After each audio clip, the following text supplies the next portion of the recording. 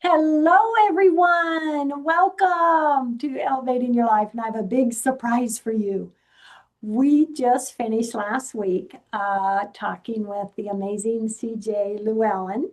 And I have her back again this week because there was just so much more for her to share.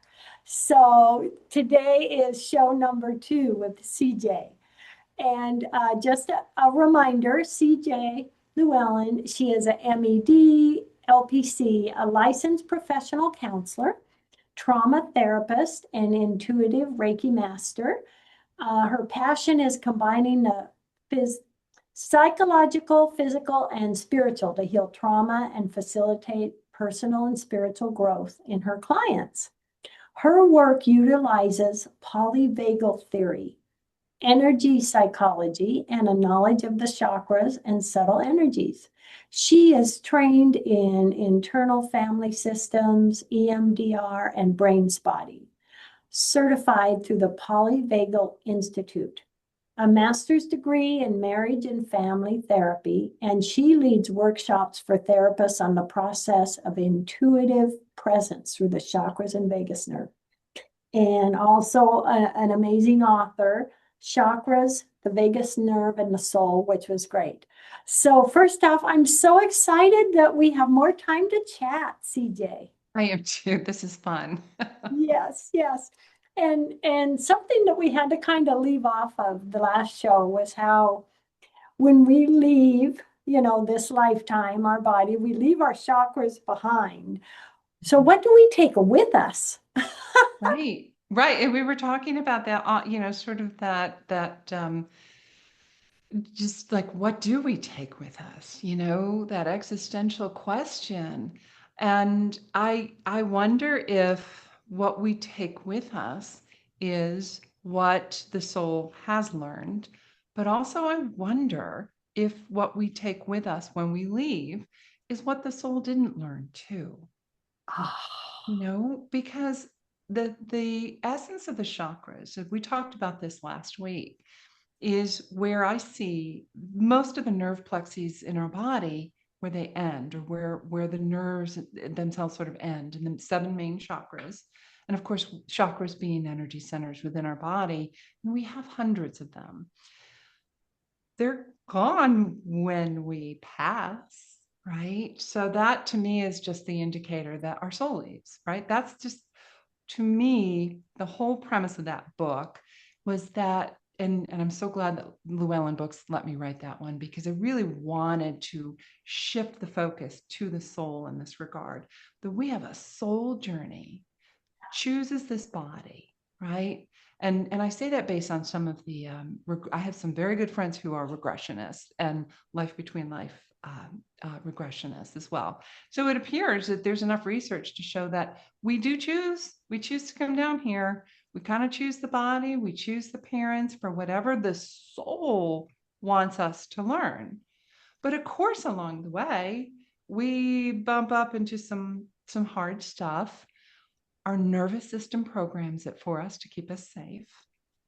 And then what happens is we try our spiritual journeys, but we try to get to the spirit part without understanding that our nervous system is reading the room at this point. If there's been a lot of trauma, the nervous system, without having any kind of processing through trauma work or neuro experiential models like eye movement desensitization reprocessing or brain spotting to help clear it out, is still pretty much going to be in charge. That sympathetic engagement or that dorsal engagement.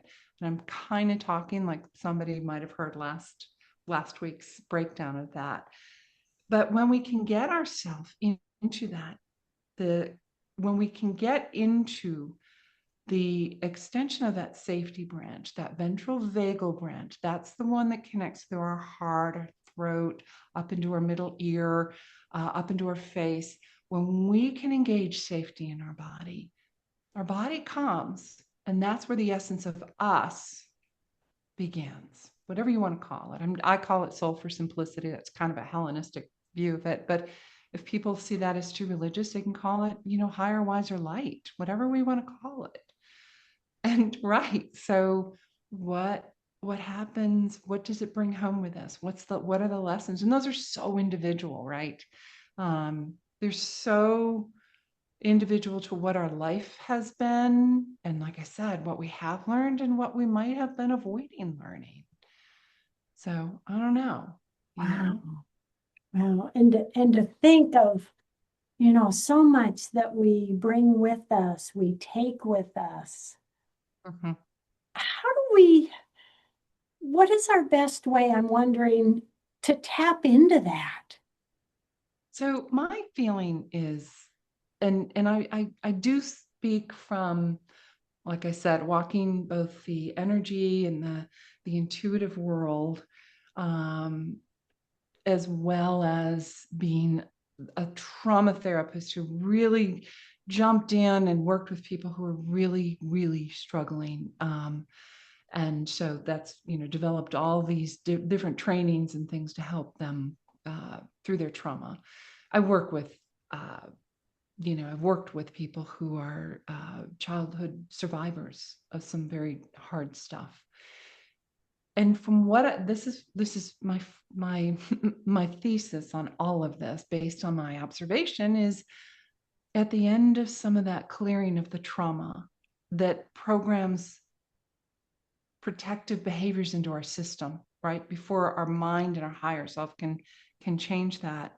When we are able to clear that, when we are able to restore the nervous system back to a point where it can be in the present and not in the past, that is when I have seen the graciousness of the soul within that person. And that's sometimes, depending upon the level of trauma we've processed, has been the most moving times, because it may be the first time they have felt the essence of themselves in the room outside of a very highly programmed, highly defensive nervous system, you Mhm. know. And that's when I used to have all these deep conversations with a friend of mine who was actually my Reiki master, and did a lot of the life between life regressions. And we were sharing office space in the same place. And we got talking about, the essence of the energies in our different rooms. And she said, "Ooh, your energies in here can be really intense." I'm like, "Yeah, exactly. This is what I just cleared. I just helped this person get to a point where they can actually feel safe enough in their body to feel present to the moment, so they can see that they are with safe people, or they can actually not have the faulty neuroception that they are not safe, even though they are." And that's when, to me, that's when that's when we can see and feel the soul in the room, in those moments where Wow. when we're not asking the nervous system to be on overdrive all the time. Yeah. So when we're feeling and seeing the soul, it's kind of, we have the nervous system kind of under control. It's not controlling everything. And then that opens us up to see the soul, feel the real Well, soul. yeah, and so what happens within trauma processing is we find this, it's called neuroplasticity within our bodies, right? If we have a super, super tight muscle, we're going to pull that muscle, right? If we're not stretching it. So think of that as the metaphor for a nervous system. I've known people who have lovely lives, but they're like, "I can't relax. I'm sitting here in my beautiful house with everything is going on around me, and I am not relaxed. I cannot relax." And that's because that nervous system is programming has a whatever, in this case, this person I'm referring to had sort of a activated nervous system that was from childhood very much on watch, so to speak.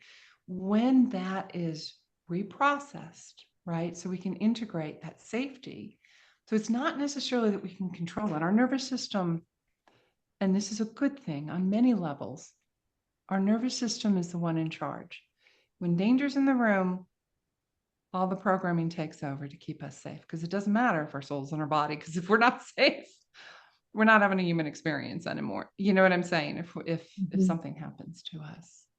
So yeah, it's the essence of, we can reach the deeper essence of who we are, who we originally are, that because our nervous system keeps us sometimes in a protective way from reaching out and giving someone a hug, because there are parts of our nervous system that are discerning, in our mind and the organs that are connected to our vagus nerve.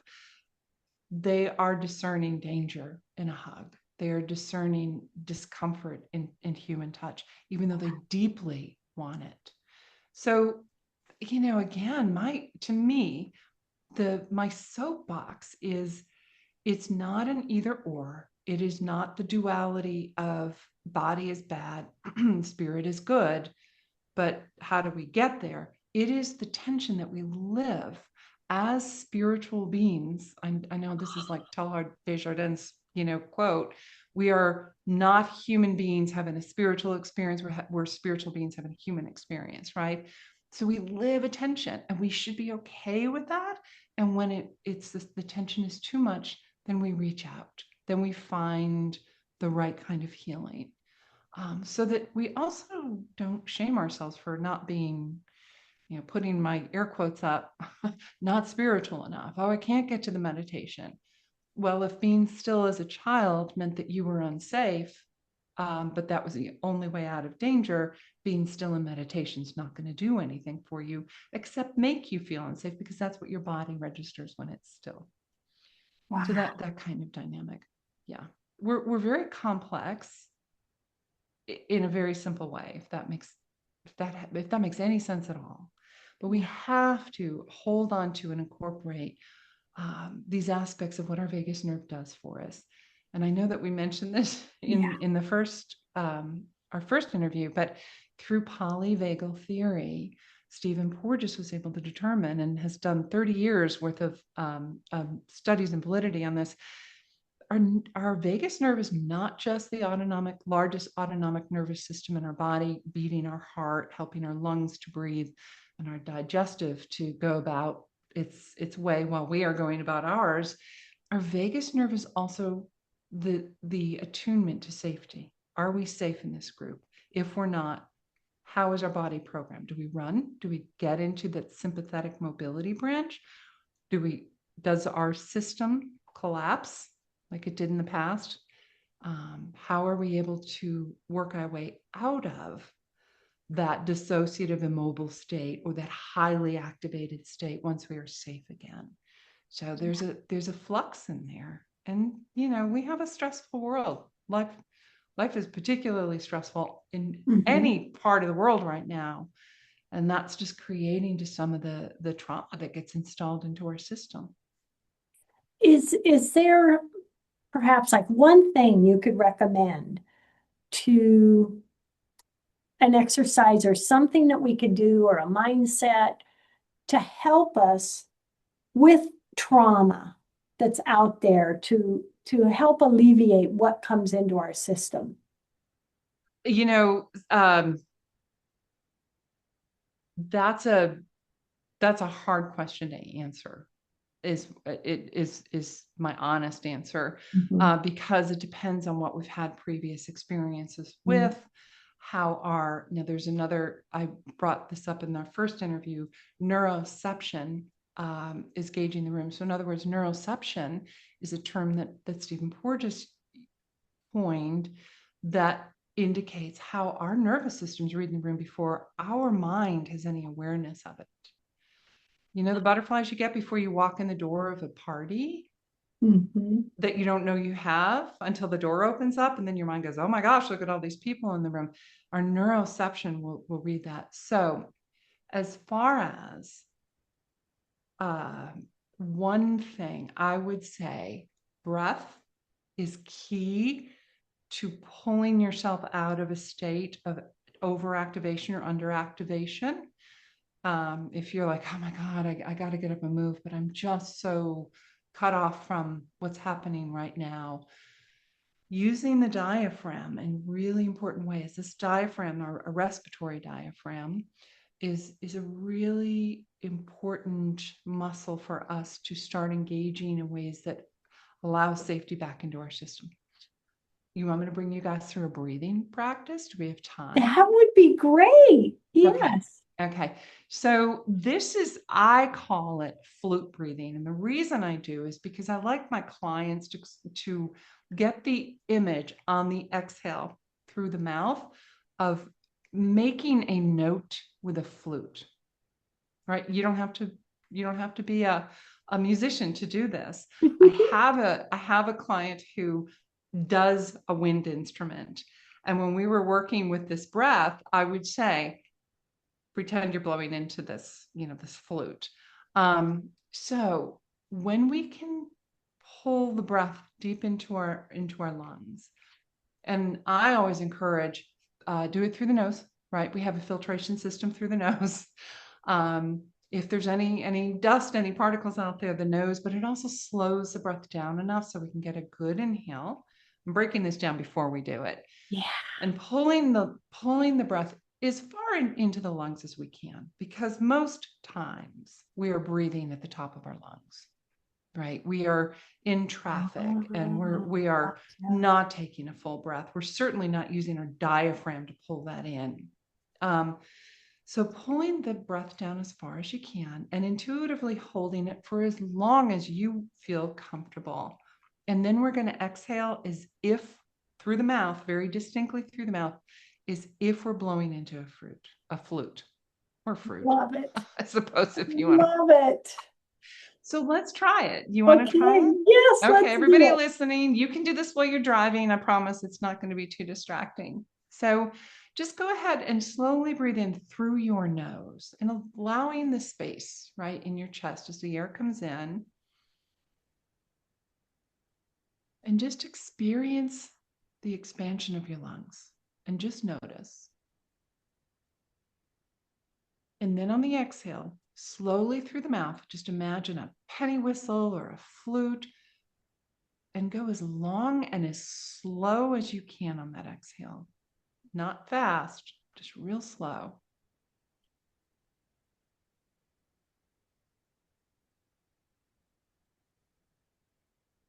Everybody's rhythm is going to be a little different, but let's try that again. Just breathe in through your nose and just notice the air as it comes all the way down, as deep as it can go into your lungs. Using that muscle in your diaphragm to just pull it in.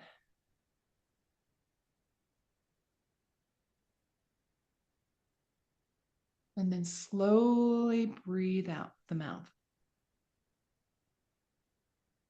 until there's no breath left. By the way, that's another one that we don't think of. Yeah. Breathe until we have totally exhaled that breath. There's right? no breath left. And how do you feel as you just did that, Paula? Wonderful. Relaxed. Yeah. So the in-breath expands our lungs and it's sending messages down into the soft muscles in the lungs and it exhilarates us for a bit, doesn't it? You felt the stimulation of that, but in a safe way. And then that slow exhale starts slowing our heart rate down. And then it starts increasing the beats between the beats. That's a big deal, the heart rate variability. Oh. And then we have all these really cool things in our system, these little baroreceptors and things in our system that are telling the rest of the body, okay, we can lower the blood pressure right now. Wow. So there's this registering that's going on that's saying, yeah, we're good. Let's keep doing this. Now, just on that, on those times where you need to just feel that sense of grounded, just that sense of connection and safety to yourself, just go ahead and do that. It's real simple. You do it at a meeting, in a business meeting, and people aren't going, what is she doing? But you're calming yourself enough to stay present, right? And yet you can access some of that ventral vagal safety, complex that makes you really feel safe in that moment. You might still have a little sympathetic engagement, the mobility, but that's okay too, because it's not like we're going from one branch to another branch to another branch in the complex of the vagus nerve. We're kind of moving back and forth like a lovely wave. And some areas of our body may feel calmer than another. all at the same time. I love it. And I'm thinking, does the vagal nerve love that? Oh yeah. You know, because it's I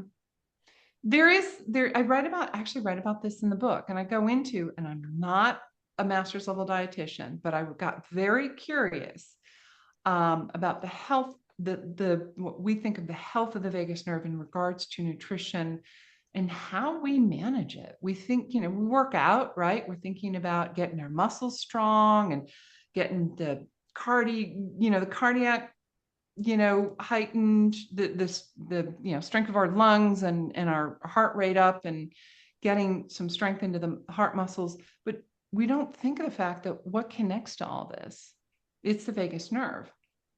It's the 10th cranial nerve. It connects all the way down through the throat, into the heart, into the lungs. It has branches that come and connect into the different portions of our spine, into our kidneys, into our spleen, digesting everything from the upper portions to the lower portions of our body, which all that vagal tone, right? We tone our body, we can tone our nervous system. And part of that is breath, using the diaphragm. That diaphragm is like this nice middle portion. The more we can access and use that huge muscle of the diaphragm, that respiratory diaphragm, by the way, because I learned from my physical therapist readers that there are 5 diaphragms within our pelvic.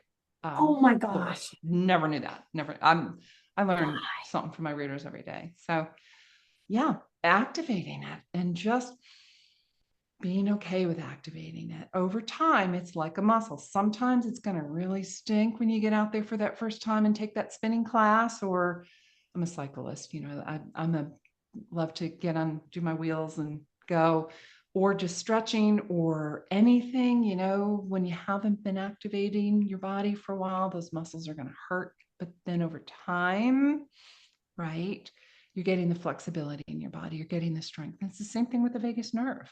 Wow. Isn't it cool? Yes, that is really cool. I mean, just something so simple, but yet so powerful and amazing for us. An imperative.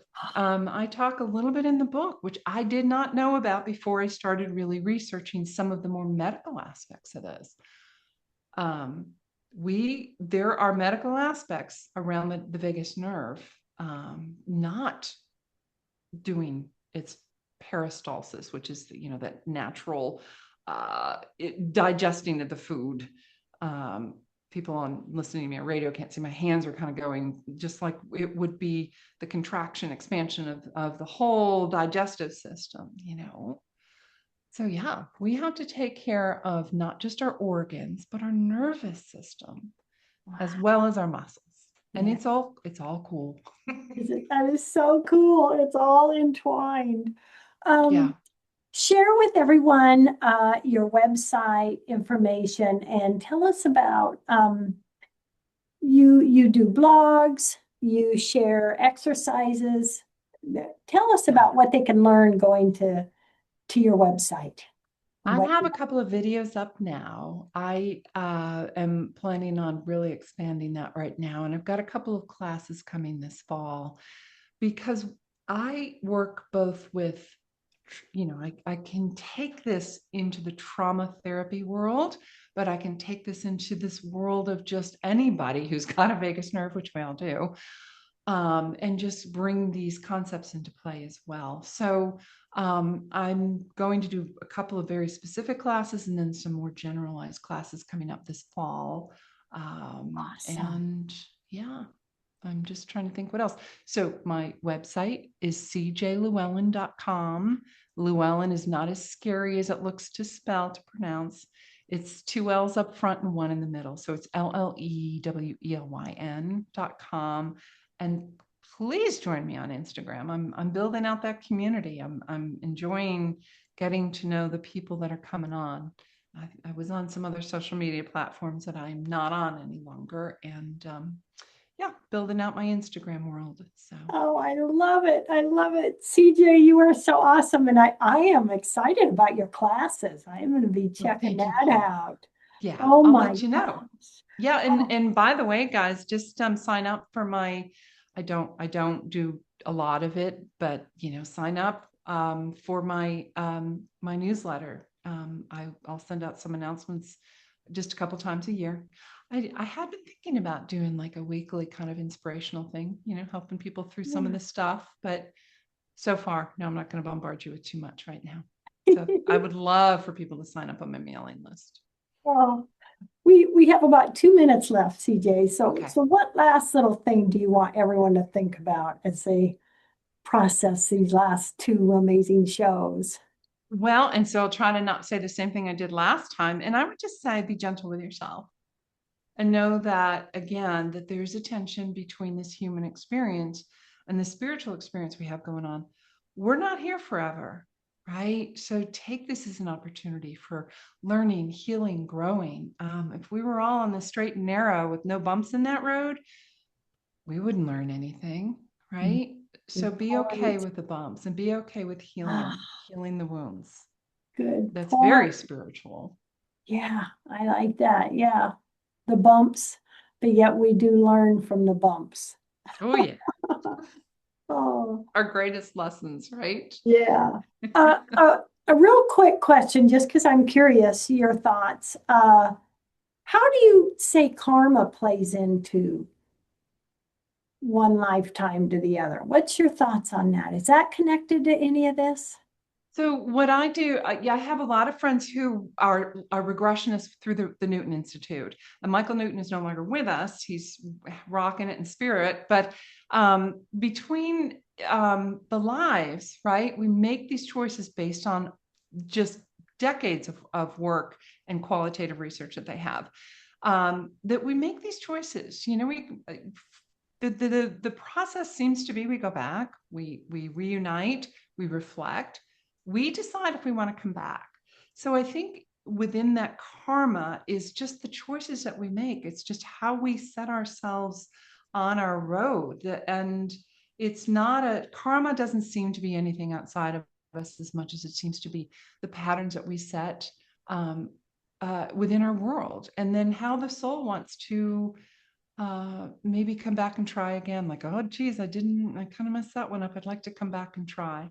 Got a little too tempted with all the fun little So, shiny so, baubles so in that world. fascinating. It's so fascinating. Oh, Yeah, it really is. It feels so mundane being human, but it's really yeah, not. it is. Oh, everyone, thank you for joining us. Love, hugs, and blessings. CJ, love, hugs, and blessings. Thank you so much. Thank you, Paula. Thanks for having me back twice. I really, really appreciate that. Fun.